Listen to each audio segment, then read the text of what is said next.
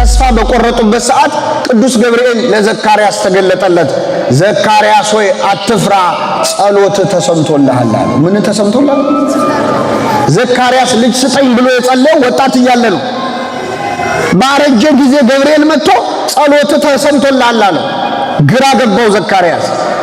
መቼ የጸለይኩት ጸሎት ነው ብሎ ጸሎቱን ረስቶታል። እሱ ቢረሳውም ግን ማን አረሳው? እግዚአብሔር። ካላጣው ነገር ምን ነው ቀደም ቢያረገው? እግዚአብሔር ነገርን ሁሉ በጊዜው ውብ አድርጎ ሰራው ይላል። የእግዚአብሔር ጊዜ ከሰው ጊዜ ይሻላል አይሻል? እግዚአብሔር ካዘገየ የሚሰጠን የበለጠውን ነገር ነው። እግዚአብሔር አንድን ነገር ሳይሰጠን ከዘገየ የሰጠንን ነገር የምንጠቀምበትን እድሜውንም አብሮ ይሰጠናል። ለሁላችን ይስጠን። አቡነ ማርቆስ የዚህ ሀገረ ስብከት ሊቀ ጳጳስና የቅዱስ ሲኖዶስ አባል፣ ክቡር አባታችን የዚህ ደብር አስተዳዳሪ፣ ክቡራን አበው፣ የየአድባራቱ አስተዳዳሪዎች፣ ምእመናት ሁላችሁ በእግዚአብሔር ሰላምታ እንደምናደራችሁ አሜን። ምሕረት ቸርነቱን አብዝቶ እስከዚህ ያቆየን። በእድሜያችን ላይ የዛሬዋን ዕለት ይችን ሰዓት የጨመረልን የአባቶቻችን አምላክ ልዑለ ባሕርይ እግዚአብሔር ስሙ የተመሰገነ ይሁን። እንኳን ለእናታችን ለእመቤታችን ለቅድስት ድንግል ማርያም ወደ ቤተ መቅደስ የገባችበት ዓመታዊ ክብረ በዓል በሰላም አደረሳችሁ አደረሰን። በመዝሙረ ዳዊት መዝሙር 44 ከቁጥር 10 ላይ ያለው ኃይለ ቃል የዛሬ ትምህርታችን መነሻ ይሆናል። ልጄ ሆይ ስሚ፣ ጆሮሽንም አዘንቢ፣ ወገንሽንና የአባትሽን ቤት እርሺ፣ ንጉሥ ውበትሽን ወዷልና እርሱ ጌታሽ ነውና ይላል። ስለ ቃሉ አምላካችን ስም የተመሰገነ ይሁን። በመዝሙረ ዳዊት መዝሙር 44 ላይ ነቢየ እግዚአብሔር ዳዊት ከዘመራቸው መዝሙሮች መካከል የንጉሥ ሰርግ መዝሙር ተብሎ የሚጠራ ቤተክርስቲያናችን በቅዳሴዋ መካከል ከ14ቱ ቅዳሴያት አንዱ በሆነው በቅዳሴ ማርያም መግቢያ ላይ አባታችን አባ ሕርያቆስ በተናገረው ወስአ ልቤ ቃለ ሰናየ፣ ልቤ መልካም ነገርን አፈለቀ በሚለው ቃል የሚጀምረው መዝሙረ ዳዊት መዝሙር 44 ላይ የሚገኝ ቃል ነው አሁን ያነበብነው። እስቲ ከኔ ጋር በሉ፣ ልጄ ሆይ ስሚ፣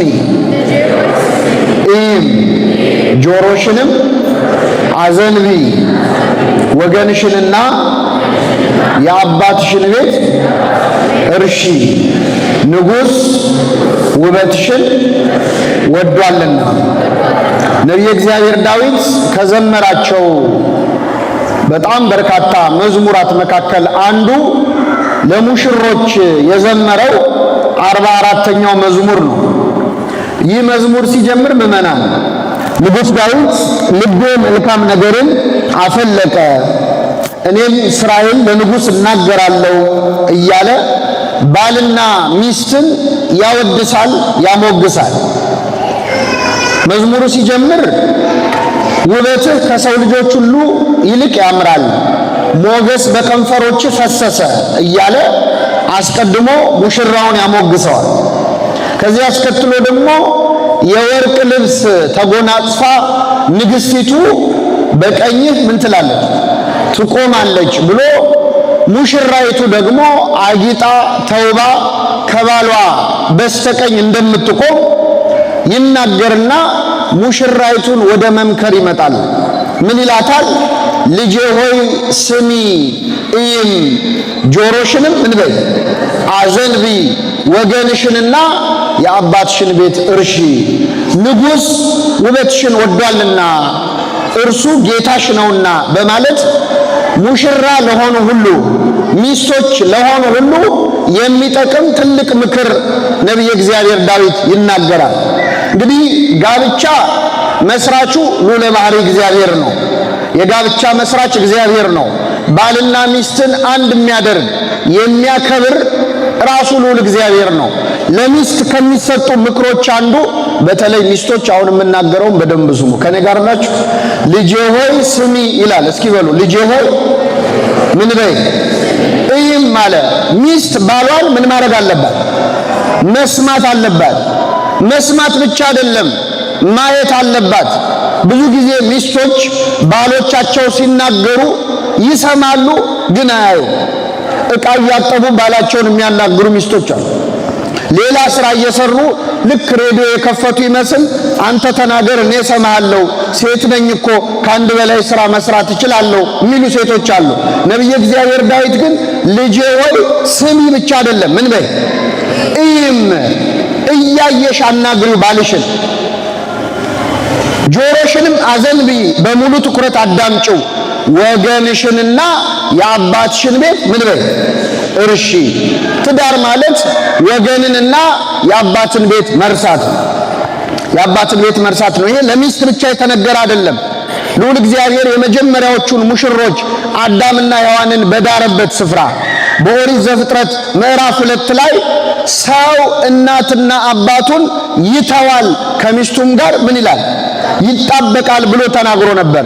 ሰው ብሎ ባልን ነው። ተመልከቱ። እናትና አባቱን ይተዋል ብሎ ነበር።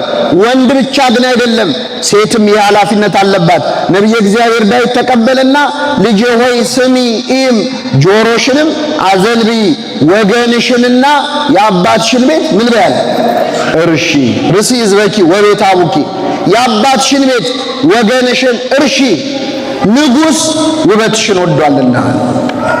ባልሽ ንጉሡ ውበትሽን ስለወደደ ከቤተሰብሽ በላይ ከዘመዶችሽ በላይ ከእናት ከአባት ከወንድም ከእህትሽ በላይ ለባልሽ ቅድሚያ ስጪ፣ ንጉሥ ውበትሽን ወዷልና ብሎ ነቢየ እግዚአብሔር ዳዊት ለሴቶች ለሙሽሮች ለሚስቶች የሰጠው ምክር ነው። ልጄ ሆይ ስሚ እይም፣ ጆሮሽንም አዘንቢ፣ ንጉሥ ውበትሽን ወዷልና። በዚህ ደግሞ ለተጋቡ ለሚያገቡ ሰዎች ሁሉ ትልቅ ምክር ሰጠ። ከኔ ጋር ናችሁ ምዕመናን? ባል ንጉሥ ነው። እስቲ ሴቶች መልሱልኝ፣ ባል ምንድን ነው? እሺ ወንዶች መልሱ፣ ግድ የላችሁ። ባል ምንድን ነው? ባል ንጉሥ ነው። ሚስት ምንድን ናት? ንግሥት አይደለችም። በጣም ይቅርታ። ባል ንጉሥ ነው፣ ሚስት ግን ንግሥት አይደለችም። ልባም ሴት ለባሏ ምንድን ነች ነው የሚለው? ዘውድ ነች። ንጉሥ የሚሆነው ምን ሲደፋ ነው? ዘውድ ሲደፋ ነው። ያለ ዘውዱ ንጉሥ ተብሎ ሊጠራ አይችልም።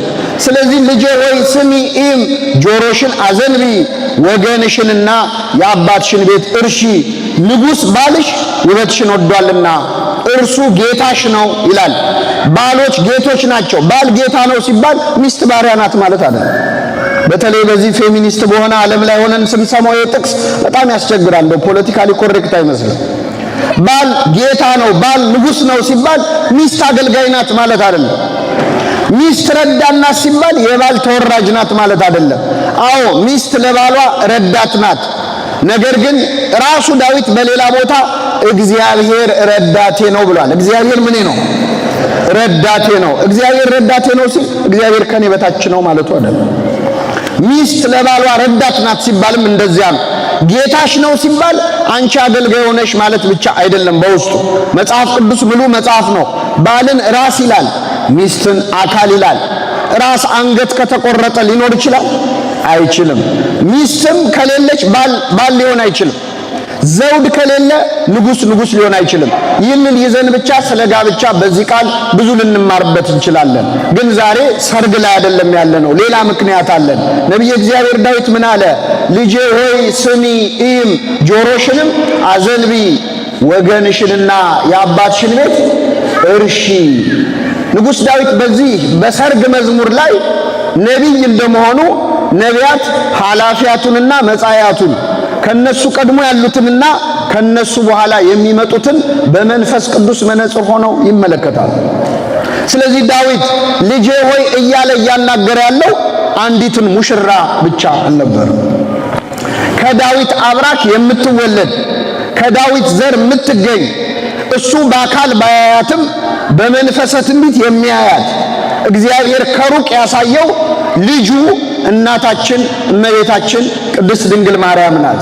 ዳዊት በዚህ መዝሙሩ እያናገረ ያለው የሁላችንን እናት እመቤታችንን ቅድስት ድንግል ማርያምን ነው። ልጄ ሆይ ስሚ አላት። እመቤታችን ወለተ ዳዊት ነች፣ የዳዊት ልጁ ነች። በዘር በአባቷ ከዳዊት ወገን ነች፣ በእናቷ ከሊቀ ካህናቱ ከአሮን ወገን ናት እመቤታችን። ስለዚህ ዳዊት ገና ያልተወለደችው ልጁን ነው እያናገረ ያለው። ልጄ ሆይ ስሚ ኢም ጆሮሽንም ምን በይ አዘንቢ፣ ወገንሽና የአባትሽን ቤት እርሺ እያለ ይለምናታል። በእውነት እመቤታችን ክብር ምስጋና ይድረሳት። ገና ሳትወለድ መዝሙር የሚዘመርላት ነች እመቤታችን። ገና እኮ አልተወለደችም።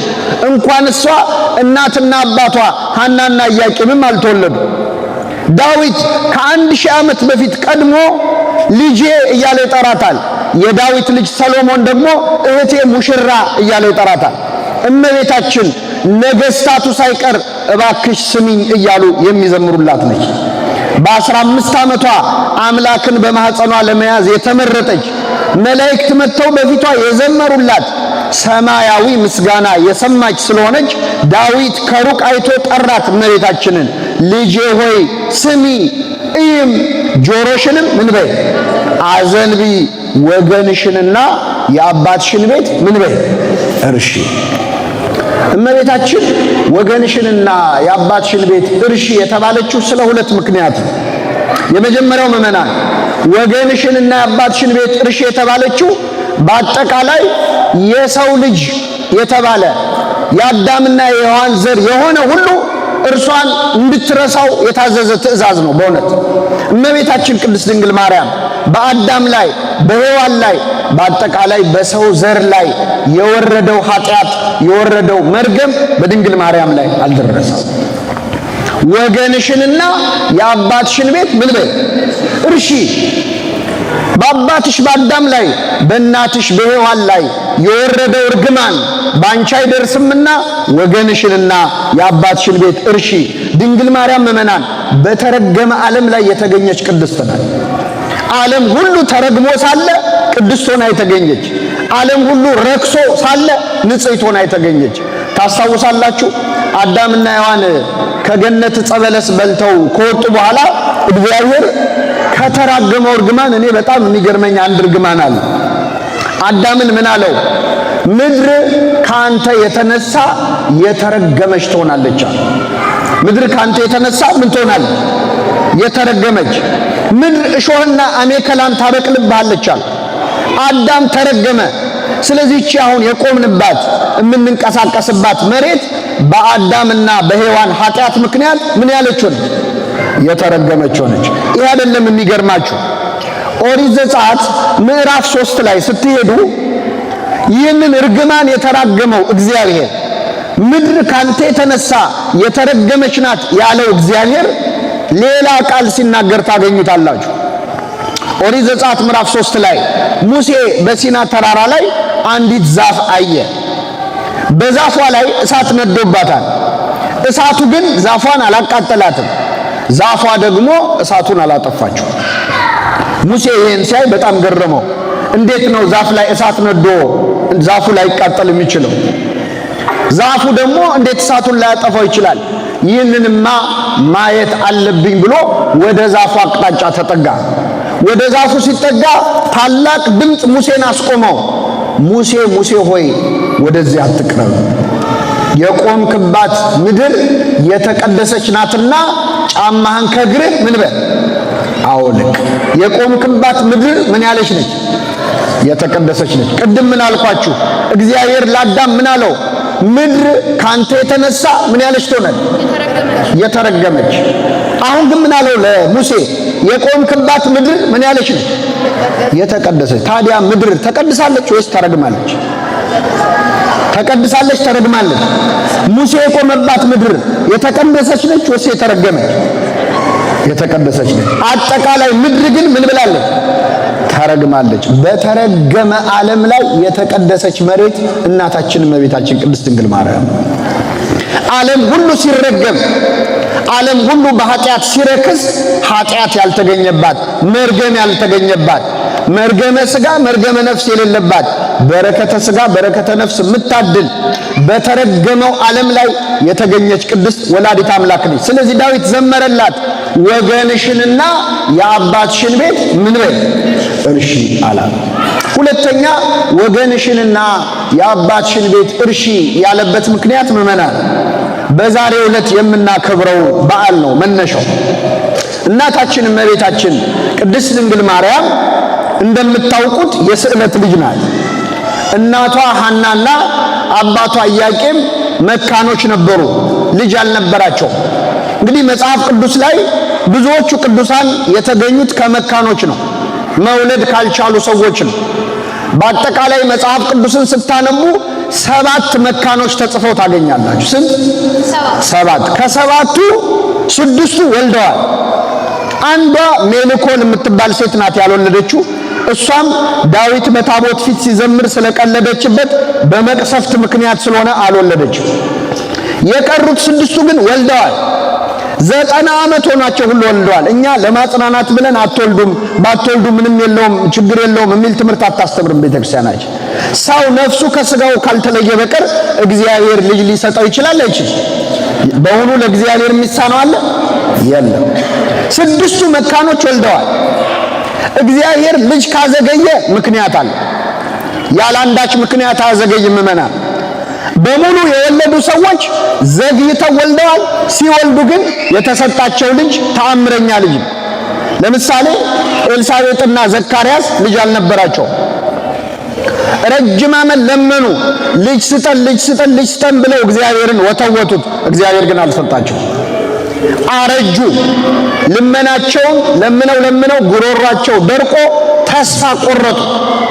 ከዚህ በኋላማ አርጅተናል ብለው ተስፋ በቆረጡበት ሰዓት ቅዱስ ገብርኤል ለዘካርያስ ተገለጠለት።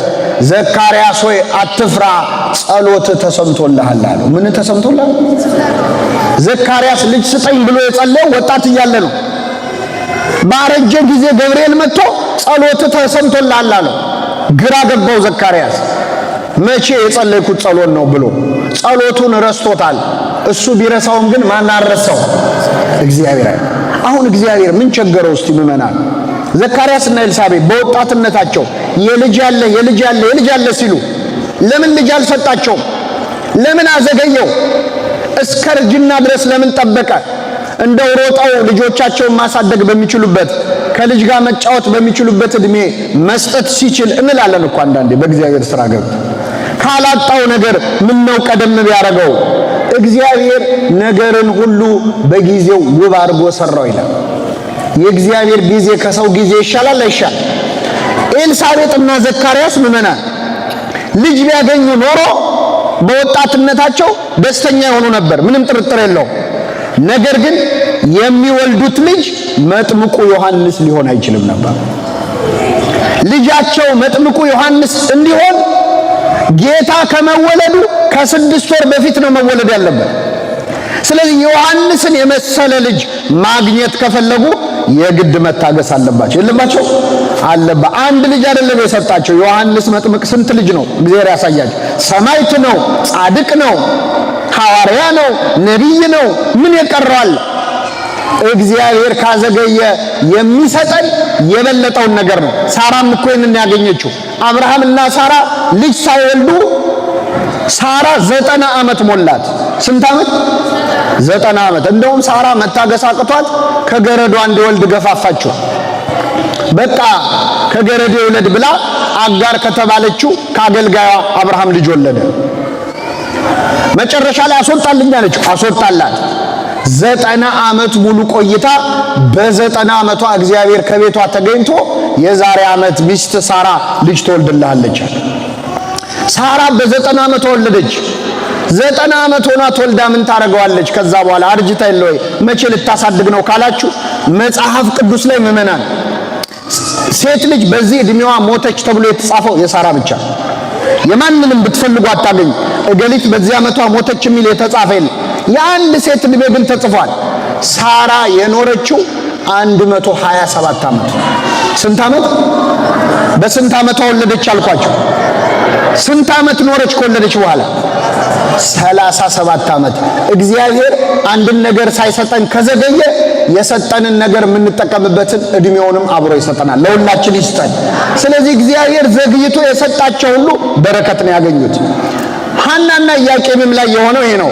በእውነት ስሟ ተመሳሳይ የሆነችው ሐናም የሳሙኤል እናት ሐናም እንደዚሁ መካን ነበረች። ጠብቃ ሳሙኤልን አገኘች። አግኝታ ለቤተ መቅደስ ሰጠችው። ሐናና ኢያቄምም ላይ የሆነው ይሄ ነው። ለረጅም ዓመት በመካንነት ተሰቃይተዋል። ብዙ ስድብ ተቀብለዋል። ካለ መውለድ በላይ እኮ ከባዱ የሰው አፍ ነው አይደል? አው ካለ መውለድ በላይ በጣም አስቸጋሪው ነገር መቼ ነው የምትወልዱት የሚለው ጥያቄ። ያው እንደምታውቁት በተለይ እኛ ኢትዮጵያውያን በዚህ የተካንን ነን አይደል? አው ከባህላችን ከጎጂ ባህሎቻችን መካከል ብዙ አሉ ጎጂ ባህል። አንዱ ግን በሰው ነገር መግባት ነው፣ በማይመለከተው መግባት ነው። ግግ ማስዋጠጥ፣ የሴት ልጅ ግርዛት እና በሰው ነገር መግባት የኢትዮጵያ ባህላችን አይደል? ከጎጂ ባህል መቼ ነው የምትወልዱት? ምን ሆናችሁ ነው?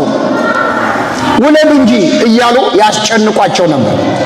ከሁሉም በላይ በእውነት ቅድስት ሐናን የደም እንባ እንድታለቅስ ያደረጋት ወደ እግዚአብሔር ቤት መባ ልታቀርብ ስትሄድ አንቺ እግዚአብሔር ለሰው ሁሉ የሰጠውን የመውለድ ጸጋ ያልሰጠሽ ባይወድሽ እኮ ነው፣ አንቺ እንዴት በእግዚአብሔር ፊት መስዋዕት ታቀርባለሽ እያሉ ክፉ ቃል ይናገሯት ነበር።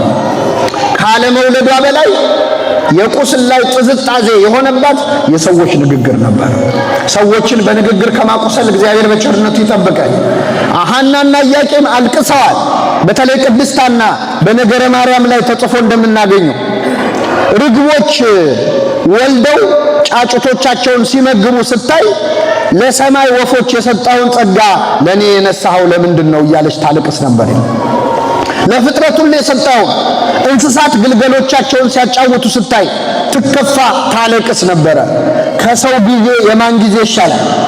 የእግዚአብሔር ጊዜ ይሻላል። ሐናና ኢያቄም ታግሰው በመጠበቃቸው ለዓለም ሁሉ መድኃኒት የሆነውን መድኃኒታችን ኢየሱስ ክርስቶስን የወለደች ቅድስተ ቅዱሳን ድንግል ማርያምን ሰጣቸው። ለሁላችን ስጦታ የሆነች ጸጋ ወሀብት የሆነች ተመልከቱ። ሰውና መላእክትን ሰማይንና ምድርን ነፍስና ስጋን ማስታረቅ የቻለች ቅድስተ ቅዱሳን ድንግል ማርያምን ሰጣቸው። በስተርጅና ነው የወለዱት። ስዕለት ገብተው ልጅ ብትሰጠን ለኛ እናደርገውም ለቤትህ አገልጋይ አድርገን እንሰጣለን ብለው አስቀድመው ቃል ገብተው ነበርና ወላዲተ አምላክ ድንግል ማርያምን ሲያገኙ በ3 ዓመቷ እመቤታችንን ከዚህ በኋላ ከቆየች እኛም ጨክነን መስጠት አይቻለንም ብለው ወደ ቤተ መቅደስ ያስገቡበት ዕለት ነው። ለዚህ ዕለት ያደረሰን አምላክ ስሙ የተመሰገነ ይሁን። እመቤታችን በቤተ መቅደስ ተሰጠች። ወላዲተ አምላክ ወደ ቤተ መቅደስ ስትገባ በጣም ትልቅ በዓል ነው። ዛሬ አሁን እኛ የምናከብረው ብዙ ምክንያት ስላለ ነው። ምእመናን እኛ እያንዳንዳችን ሁላችሁ እዚህ ቤተ መቅደስ ውስጥ ያላችሁ ሁሉ ወደ ቤተ መቅደስ ገብተን እናውቃለን። አታውቁ? መጀመሪያ ጊዜ ቤተ መቅደስ የገባችሁት መቼ? በ40ና በ80 ቀን ሁላችንም እኮ ገብተናል። ይሄ ያለ ነው ለክርስቲያን ሁሉ። ሲገባ ካህን ይቀበለዋል፣ ክርስትና ያነሳዋል። ክርስቶስን እመቤታችን ታቅፋው ስትገባ አረጋዊው ስምዖን ተቀበለ። እያንዳንዶቻችን ክርስቲያኖች ደግሞ ወደ ቤተ መቅደስ ስንገባ ካህን ይቀበለናል፣ ቤተ ክርስቲያን ትቀበለናለች። እያንዳንዳችን ቤተ መቅደስ የገባንበት ቀን አለ የየራሳችን ማለት። ግን በዓል አድርገን የምናከብረው የእመቤታችንና የክርስቶስን ብቻ ነው። ድንግል ማርያም ቤተ መቅደስ የገባችበት በዓል ይከበራል። ለምንድን ነው ለይተን እመቤታችን መቅደስ የገባችበትን ቀን የምናከብረው? ቅዳሴያችን ዛሬ ሲቀደስ ልብ ብላችሁ ሰምታችሁ ከሆነ ድንግል ሆይ ካንቺ በፊት ካንቺም በኋላ እንደነበሩ ሴቶች በዋዛ በፈዛዛ ያደግሽ አይደለሽም፣ በንጽህናና በቅድስና በቤተ መቅደስ ኖርሽ እንጂ ይላል አባ ሕርያቆስ። እመቤታችን ቤተ መቅደስ ገብታለች፣ እኛም ሁላችን ቤተ መቅደስ ገብተናል። እሷ ከኛ በምን ትለያለች? በንጽህናና በቅድስና ስለኖረች። መቅደስማ ገብተናል እኮ ሁላችንም ያደግነው በቤተ መቅደስ ነው። እመቤታችን ግን በንጽህናና በቅድስና። ቤተ መቅደስ ገብቶ እኮ የማይቀደሳል። መቅደስ ውስጥ ሆኖ ይረከሳል። አፍኒንና ፊናስስ ያደጉት በቤተ መቅደስ አይደለም? መቅደስ ውስጥ እኮ ናቸው ለታቦቱ ቀርበው ለእግዚአብሔር የራቁ። እየዘመሩ እያመሰገኑ እያገለገሉ ልባቸው ግን ከእግዚአብሔር የራቀ። አፍኒንና ፊንሐስ በመቅደስ ውስጥ መስዋዕት ይካፈሉ ነበር፣ ሌሊትና ቀን ያገለግሉ ነበር፣ ምናምንቴዎች ነበሩ ይላል። ምናምንቴ ከመባል እግዚአብሔር በቸርነቱ ይጠብቀን። ስለዚህ የዛሬው ዕለት ቅድስተ ቅዱሳን ሆና መቅደስ ገብታ መቅደስ ሆና የወጣች እኮ ነች እመቤታችን። ቤተ መቅደስ አለች፣ ስትወጣ የማን መቅደስ ሆነች? የእግዚአብሔር ቤተ መቅደስ ሆነ።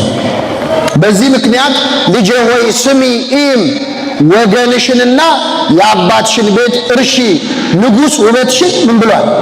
ወዷል ብሎ ነቢየ እግዚአብሔር ዳዊት ዘመረላት። ሁለት ነገሮች ልንገራችሁ እናበቃለሁ። አንድ ጊዜ ከኔ ጋር በሉ። ልጄ ሆይ ስሚ ኢም ጆሮሽንም አዘንቢ። ይህ የዳዊት ጥሪ ምዕመናን፣ እመቤታችን የእሱን ብቻ ጥሪ እንድትሰማ የተናገረው ቃል አይደለም። ቅድም እህቶቻችን የሰንበት ትምህርት ቤት ወጣቶች በመዝሙር ሲያሰሙን በዜማ ወንዘ ትፈትል ወርቀው ሜላተ እንዘ ዘልፈት ነብር ውስተ ቤተ መቅደስ፣ ዘወትር በቤተ መቅደስ ስትኖር አስተራያ መልአክ ዘይኮነ ከመቀዲሙ፣ ለወትሮ ከምታውቀው የተለየ መልአክ ታያት ብለው ነው የዘመሩት። እመቤታችን ቅድስት ድንግል ማርያም ልጄ ሆይ ስሚ ያሰኘ ሁለተኛ ነገር የተፈጸመላት በቤተ መቅደስ ሳለች። ይኸውም ገናናው መልአክ ሊቀ መላእክት ቅዱስ ገብርኤል በፊቷ ቆሞ የ15 ዓመቷን ብላቴና ድንግል ማርያምን አደግድጎ ሰላምታ ሰጣት። ጸጋን የተሞላሽ ሆይ ምን ይበልሽ? ደስ ይበልሽ፣ ጌታ ከአንቺ ጋር ነው። አንቺ ከሴቶች ተለይተሽ ምን ያልሽ ነሽ? የተባረክሽ ነሽ። ነቢየ እግዚአብሔር ዳዊት ቀድሞ ልጄ ሆይ ስሚ፣ እግዚአብሔር መልአኩን ልኮ እያናገረሽ ነውና ሰላም እያለሽ ነውና ጆሮሽን አዘንቢ፣ የመልአኩን የቅዱስ ገብርኤልን ቃለ ምስራት ትክ ብለሽ አዳምጪ፣ ወገንሽንና የአባትሽን ቤት ምን በይ እርሺ፣ ንጉሥ እግዚአብሔር ውበትሽን ወዷልና። ውበት የተባለ ንጽህናሽን፣ ውበት የተባለ ቅድስናሽን ወዷልና ብሎ ነበር። ይህ የተፈጸመው በገብርኤል ሰላምታ ነው። ገብርኤል ቆሞ አመሰገናት። ጸጋን የተሞላሽ ሆይ ደስ ይበልሽ፣ አንቺ ከሴቶች ተለይተሽ ምን ያልሽ ነሽ? የተባረክሽ ነሽ አለ። እርሷም ባየችው ጊዜ ከንግግሩ የተነሳ በጣም ደነገጠች። ይችን ቃል ይዛችሁ ሂዱ። በእውነት ከዛሬው በዓል ጋር ቀጥታ የሚገናኝ ነው። እርሷም ባየችው ጊዜ በሉ እስኪ። ከንግግሩ የተነሳ በጣም ደነገጠች። ከምኑ የተነሳ? ከንግግሩ። የሚገርማችሁ መጽሐፍ ቅዱስን የሚያነብሰው ይሄ ቃል በጣም ይገርመዋል። በመጽሐፍ ቅዱስ ላይ መላእክትን ያዩ ሰዎች አብዛኞቹ ራሳቸውን ስተው ይወድቃሉ። ለምሳሌ ነቢየ እግዚአብሔር ዳንኤል ቅዱስ ገብርኤል መጥቶ አናገረው። መልአኩን ባየው ጊዜ ፈራው፣ ራሴን ስቼ ወደኩኝ፣ እንደሞተ ሰው ሆንኩ። መልአኩም ዳንኤል ሆይ አይዞ አትፍራ ብሎ አስነሳኝ። መላእክትን ያዩ ሰዎች ራሳቸውን ስተው ወድቀዋል። ማርያምን ገብርኤልን ባየች ጊዜ ራሷን ስታ ወደቀች የሚል አነበበ። ምንድነው ያስደነገጣት? እርሷን ባየችው ጊዜ ከምኑ የተነሳ ደነገጠች? ከቃሉ አነጋገር አይታ ደነገጠች። መልአኩ አይደለም ያስደነገጣት፣ ምኑ ነው? ቃሉ ነው። ለምን መልአኩ አላስደነገጣትም? እመቤታችንን በክንፋቸው አቅፈው ደግፈው ያሳደጓት እነማን ናቸው? መላእክት ናቸው። በመልአኩ በፋኑኤል እጅ በአንድ ክንፉ አቅፎ በአንድ ክንፉ ደግፎ እየመገበ ያሳደጋት ድንግል ማርያም መልአክ አይታ ልደነግጥ አትችልም። መልአኩ አይደለም ያስደነገጣት፣ ንግግሩ ነው። ከቃሉ አነጋገር አይታ ደነገጠች። ይህ እንዴት ያለ ሰላምታ ነው ብላ አሰበች። እንዲህ ያለውን የምስጋና እጅ መንሻ እንዴት ብዬ እቀበለዋለሁ አለች። እመቤታችን እንዴት አይነት ትሕትና እንዳላት ታያላችሁ። የ15 ዓመት ልጅ ነች፣ ወጣት ነች። ምስጋና ሲቀርብላት እንዴት ያለ ምስጋና እንዴት እቀበለዋለሁ አለች። እስቲ በሷ እድሜ ያሉ ሴቶች ወጣቶች አይደለም የእግዚአብሔር መልአክ አንድ ወንድ ቢያመሰግናቸው አንቺ ከሌሎች ሴቶች ትሻያለሽ ቢላቸው እንዴት ያለ ሰላምታ ነው ይላሉ? አልጨምርብን ነው የሚሉት አይደል? ደስ ነው የሚላቸው። እመቤታችንን እኮ ቆሞ ሰላምታ የሰጣት ጎረምሳ አይደለም። ድንግል ሆይ የሚያታልሉ ጎልማሶች ያረጋጉሽ፣ አይደለሽም፣ የሰማይ መላእክት ጎበኙሽ እንጂ ነው። ገብርኤል አመሰገናት። ይህ እንዴት ያለ ሰላምታ ነው አለች። መልአኩም እንዲህ አላት፣ ማርያም ሆይ አትፍሪ፣ በእግዚአብሔር ፊት ምን አግኝተሻል?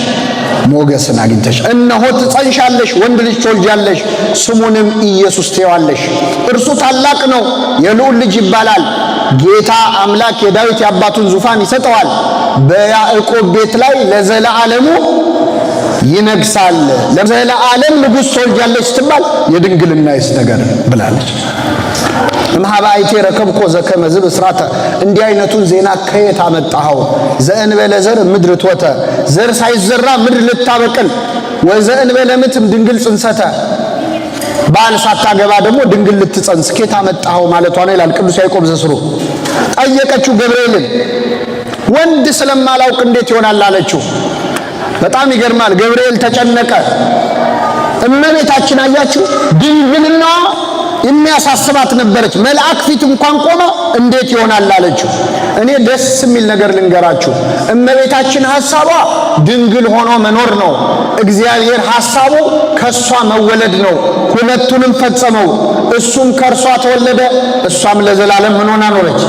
ክብር ምስጋና ይድረሳት እመቤታችን። እስቲ አመስግኗት ነው።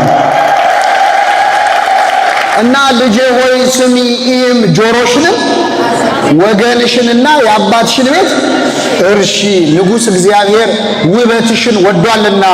የያዕቆብን ውበት የወደደ እግዚአብሔር ንጽሕናሽን ቅድስናሽን ወዷልና ያለው ይህንን ነው። የመጨረሻ ውበቷን የወደደበትን ልንገራችሁና አበቃለሁ። እመቤታችን ቅድስት ድንግል ማርያም በእግዚአብሔር የተወደደ ውበት አላት። በማን የተወደደ? በሰው አይደለም። በሰው ፊት የሚወደድ ውበት አለ። ሰው ፊትን ያያል፣ እግዚአብሔር ግን ምንን ያያል? ልብን ያያል። ብዙ በውበት ያማሩ እኮ ሴቶች አሉ። ብዙ በውበታቸው የሚማርኩ ደናግል አሉ። እግዚአብሔርን መማረክ የቻለው ውበት ግን የድንግል ማርያም ውበት። እግዚአብሔርን ከሰማይ የሳበ ንጉሥ ውበትሽን ወዷል ያስባለ አበባ ንብን እንደሚስብ እግዚአብሔርን ከሰማየ ሰማያት ከዙፋኑ አውርዶ ከቅፏ እንዲያድር በማህፀኗ እንዲያድር ያደረገ ንጽሕና ቅድስና በእመቤታችን ላይ ተገኝቷል። ንጉሥ ውበትሽን ወዷል ተብላለች። ምንድነው የእመቤታችን ውበት? ሌሎች ላይ ያልተገኘ ውበት ብዙ አለ። ትህትናዋን ብቻ ልንገራችሁ። ምድር ላይ ካሉ ሴቶች ድንግል ማርያምን የሚያህል ትህትና ያለው ሰው የለም። እመቤታችን በጣም ትህት ነበረች። ራሷን ዝቅ ያደረገች ነበረች። ገብርኤል መጥቶ እነሆ ትጸንሻለሽ፣ ወንድ ልጅ ትወልጃለሽ፣ የዘላለም ንጉሥ ነው፣ የእግዚአብሔር ልጅ ይባላል ሲላት ምንድን ነው ያለችው? እነሆኝ የጌታ ባሪያ እንደ ቃልህ እነሆኝ የጌታ ምኑ አይሰማም። ገብርኤል ምን ትሆኛለሽ ነው ያላት? እናቱ። እነሆኝ የጌታ እናቱ ብትል ትችላለች። እሷ ግን እነሆኝ የጌታ ምኑ ባሪያው። አንዴ እንዳይመስላችሁ። በኋላም ስትጸልይ ምን አለች? ነፍሴ እግዚአብሔርን ታከብረዋለች፣ መንፈሴም በመድኃኒቴ በእግዚአብሔር። ከዚያስ የባሪያይቱን መዋረድ። ይገርማችኋል። እግዚአብሔር ባሪያው ስትሆን እናቱ አደረጋት። እሷ ደግሞ እናቱ ስትሆን ራሷን ባሪያ ብላ ጠራች። ክብሯ ከፍ ሲል ትህትናዋ ግን እየጨመረ የሚመጣ ሰው እኮ ክብሩ ከፍ ሲል ጸባዩ ይበላሻል አይደል? ትንሽ ዕውቀት ሲያገኝ፣ ትንሽ ስልጣን ሲያገኝ፣ ትንሽ ሀብት ሲያገኝ የማይቀየር ሰው የለም። ወላዲተ አምላክ ለማንም የማይሰጥ ክብር ተሰጥቶሻል፣ ሰማይና ምድርን በእጁ የያዘውን ትይዣለሽ፣ በማኅፀንሽ ያድራል ስትባል እግዚአብሔርን በማኅፀኗ ይዛ ያልተለወጠ ትሕትና ነበራት። ገብርኤል ካበሰራት በኋላ ያደረገችውን ልንገራችሁ።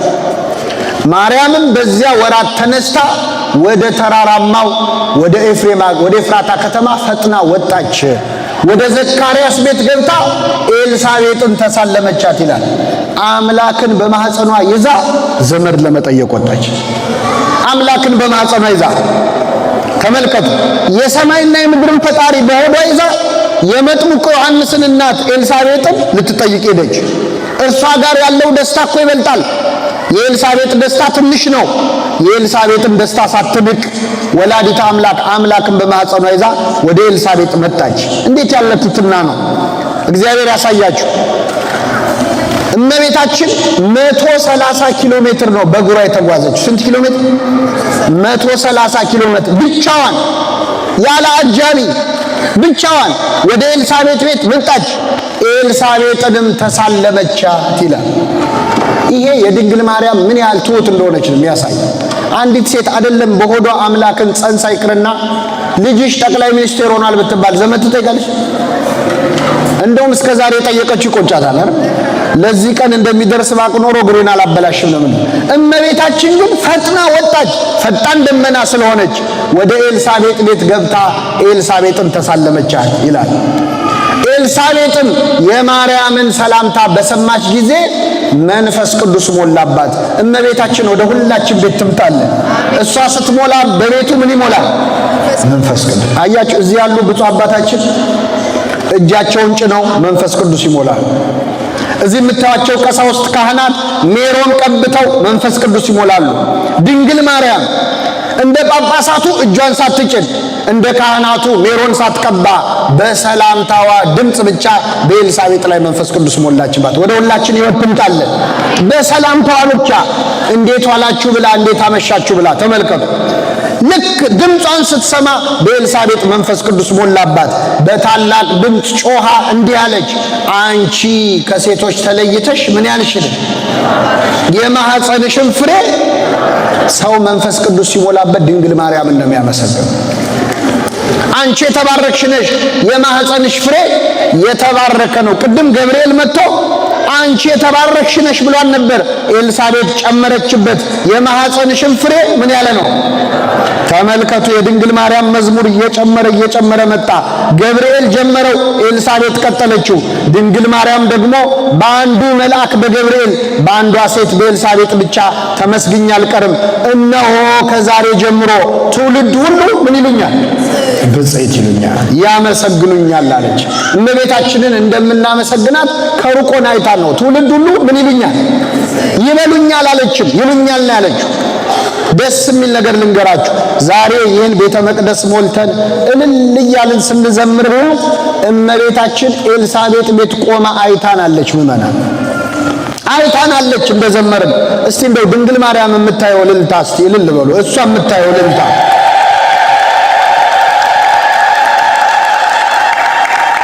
አይ አሜሪካን ሀገር በጣም ከፍተኛ የእልልታ እጥረት አለ። እኔ በሚመጣው ስመጣ አንድ ሻንጣ እልልታ ይዤ እመጣለሁ። 3 አድርጉት እስቲ በደንብ እልል በሉ።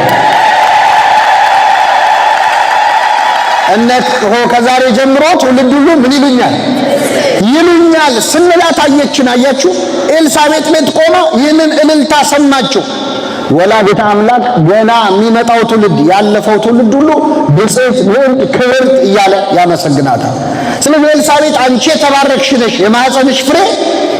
ዛሬ አባታችን ሆይ ብለን ስንጨርስ እመቤታችን ሆይ እንላለን አንልም? አንዳንድ ሰዎች አባታችን ሆይ በሉ አለ እንጂ እመቤታችን ሆይ በሉ አለ ወይ ለምን ትጨምራላችሁ ይላል። በጣም የሚያስቀው እንደዚህ ብለው የሚተቹን ሰዎች እኛን ለምን እመቤታችን ሆይ አላችሁ ብለው ይከራከራሉ እንጂ እነሱ ግን አባታችን ሆይ ሲሉ ሰምተናቸዋል። እግዚአብሔር አባታችን ሆይ ለማለት ያብቃችሁ። አባታችን ሆይንም የምትለው እኛ ቤተ ክርስቲያን ነች። በእውነት ግን ክርስቶስ አባታችን ሆይ በሉ አለ እንጂ ከአባታችን ሆይ ውጪ ሌላ ነገር ትንፍሽ እንዳትሉ ብሎ አላለም። ከአባታችን ሆይ በኋላ ያለውን ጸሎት ኬታ መጣ ነው? ከራሳችን እኮ አይደለም። አባቶቻችን ድንግል ሆይ አንቺን ለማመስገን የኛ ምስጋና ይቅርብሻል፣ የኛ የኃጢአተኞቹ ውዳሴ ይቅርብሽ፣ በመልአኩ በገብርኤል ሰላምታ ምን እንልሻል?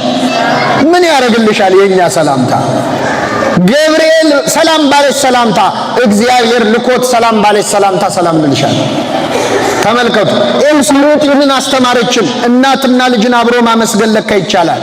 አንቺ የተባረክሽ ነሽ፣ የማኅፀንሽን ፍሬ የጌታዬ እናት ወደ እኔ ትመጣ ዘንድ እንዴት ይሆንልኛል አለች።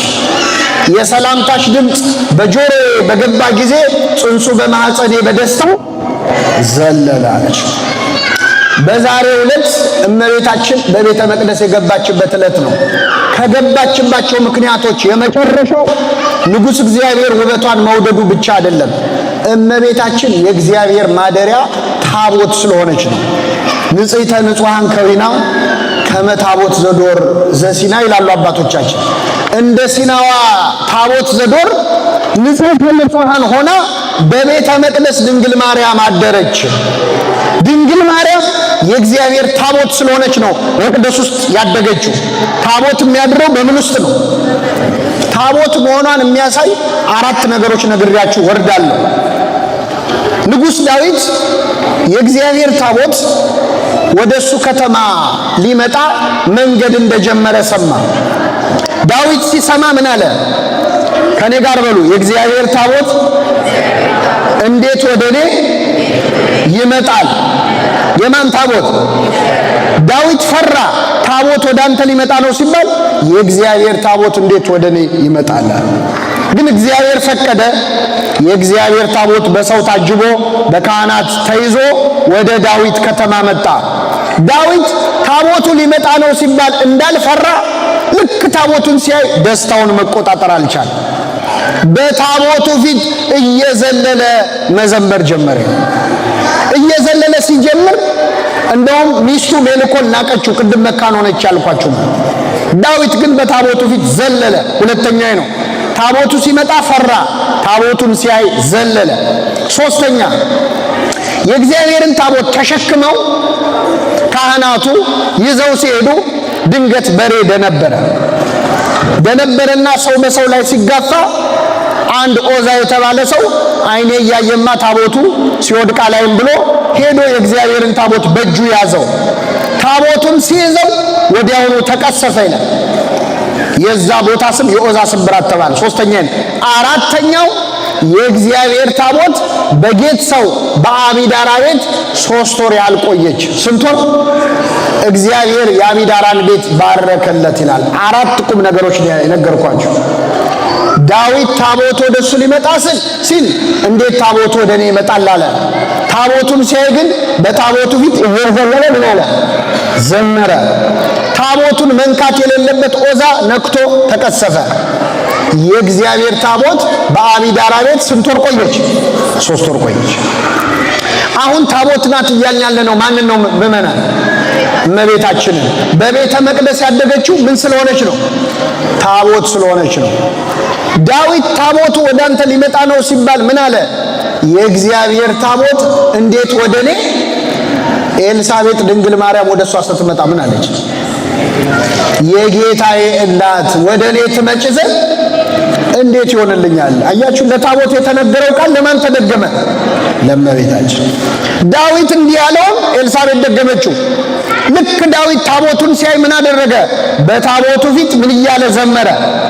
እየዘለለ የሰላምታሽ ድምፅ በጆሮዬ በገባ ጊዜ ጽንሱ በማህፀኔ በደስታ። ዳዊት በታቦት ፊት የዘለለው ዮሐንስ በድንግል ማርያም ፊት ደገመ። ዘለለ። 6 ወር የሞላው ጽንስ። እዚህ መሃል እናቶች አላችሁ። አንዲት ሴት ሆዷ ውስጥ 6 ወር የሞላው ሕፃን ይዛ ጽንሱ ሲዘል ታውቃለች? አታውቅም? ታውቃለች? አዎ። ምንድነው ታዲያ የምናደንቀው? ጽንሱ መዝለሉን ማንኛው ኃጢአተኛም ሴት ብትሆን ታውቃለች። ግን ጽንሱ በደስታ ይዝለል በሐዘን ይዝለል ታውቃለች? የትኛው አልትራሳውንድ ነው ዛሬ ልጅሽ ደስ ብሎታል የሚል ሐኪም ነው? ጽንሱ በማህፀኔ በምን ዘለለ? በደስታ ዘለለ። ሶስተኛው ኦዛ የእግዚአብሔርን ታቦት ስለነካ ተቀሰፈ። እመቤታችንም ሐዋርያት በገነዟት ጊዜ በተቀበረችበት ዕለት ታውፋንያ የተባለ ሰው መጥቶ ታቦቷን ሊጥል እጁን ሰደደ። ታውፋንያ ተቀሰፈ ይላል። ኦዛ ያደረገውን ታውፋንያ ደገሙ ማለት። ሶስተኛው የእግዚአብሔር ታቦት በጌት ሰው በአቢዳራ ቤት ስንት ወር ቆየ አልኳችሁ? ማርያምን በዘካርያስና በኤልሳቤጥ ቤት ስንት ወር ቆየች? 3 ወር ቆየች። እመቤታችን ወደ ኤልሳቤጥ ቤት ስትመጣ ኤልሳቤጥ የስንት ወር ጽንስ ይዛ ነበር? የ6 ወር። ስንት ወር ቆየች እመቤታችን? ሲደመር ልክ 9 ወር ሲሆናት እመቤታችን ጥላት ሄደች። እንደው እንደ ክፉ የቤት ሰራተኛ እንደው መውለጃዋ ሲደርስ ምን ነው ጥላት ሄደች። በኦሪት ዘመን አንዲት ሴት አራስ በሆነችበት ጊዜ በወለደች ጊዜ ወደ ታቦቱ ትጠጋለች? አትጠጋም። መቅደስ ትገባለች? አትገባም። አሁን በሐዲስ ኪዳን ታቦት ናት ያልነው ማንን ነው? እንደ ታቦት በመቅደስ ያደገችው ማን ናት? ኤልሳቤጥ ቤት መጣች ታቦቷ። ኤልሳቤጥ መውለጃዋ ደረሰ። ኤልሳቤጥ ከቤቷ የትም ልትሄድ አትችልም። ስትወልድ ግን ከታቦት አጠገብ ልትገኝ አትችልም። ስለዚህ ታቦቷ ድንግል ማርያም ከኤልሳቤጥ ቤት ወጣች ማለት ነው። ወደ ኤልሳቤጥ ቤት የመጣች እመቤታችን ወደ ሁላችን ቤት ትምጣለን። ይቆየን። የሰማነውን በልቡናችን ያሳድርብን።